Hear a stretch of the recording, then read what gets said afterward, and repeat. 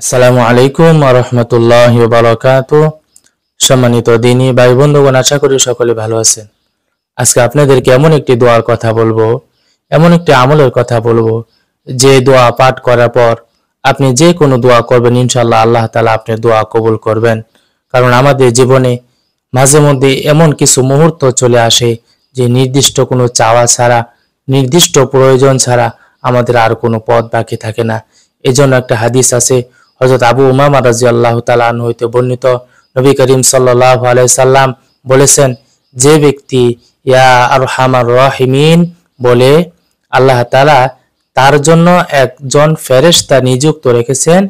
এই দোয়া 3 বার পাঠ করলে ওই ফেরেশতা বলে, সর্বশ্রেষ্ঠ দয়ালু আল্লাহ তোমার প্রতি মনোযোগ দিয়েছেন, তুমি আল্লাহ তাআলার কাছে চাও, নিশ্চয় আল্লাহ তাআলা তোমার চাওয়াকে কবুল করবেন।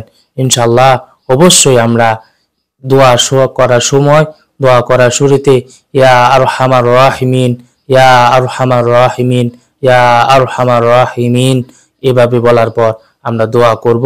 ইনশাআল্লাহ আল্লাহ তাআলা আমাদের দোয়া কবুল করবেন।